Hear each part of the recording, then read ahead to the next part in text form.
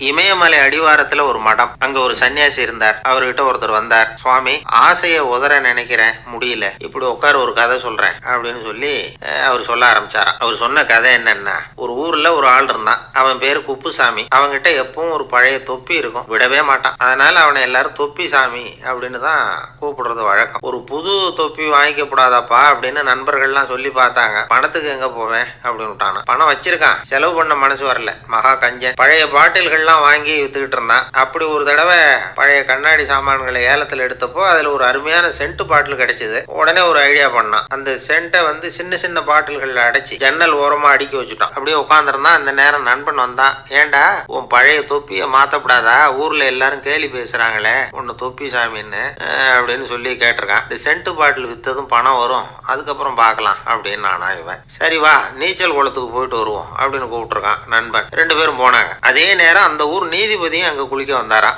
அவர்கிட்ட இருந்தது விலை வசந்த ஒரு புது தொப்பி. அதை அங்க இருந்த ஸ்டாண்ட்ல மாட்டிவிட்டு குளிக்க போனார். இதுக்கிடையில குப்புசாமி குளிச்சுட்டு வந்தான். அவனுடைய பழைய தொப்பியை காணல.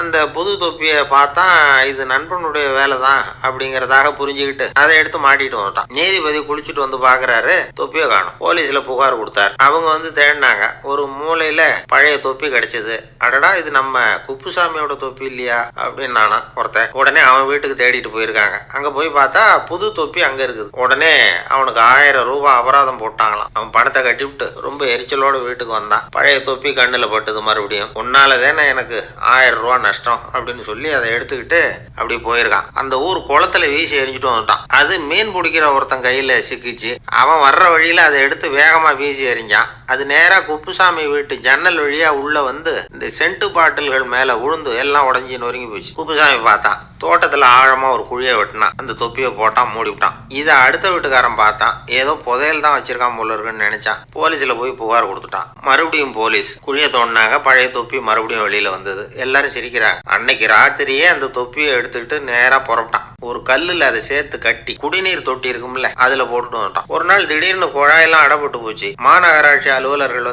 என்னன்னு பார்த்தா அந்த பழைய தொப்பி குழாயை அடைச்சிக்கிட்டு இருக்குது. இது குப்புசாமியோட தொப்பிங்கிறது தான் எல்லாருக்கும் தெரியுமே. உடனே குடிநீரை பாழாக்கணத்துக்காக குப்புசாமிக்கு கோர்ட்டு 2500 ரூபாய் அபராதம் போட்டுவிட்டது. அதையும் கட்டிவிட்டு வெளில வந்தான். கடைசியா முடிவு பண்ணான். ஒரு நெருப்பு குச்சியை கிழிச்சான்.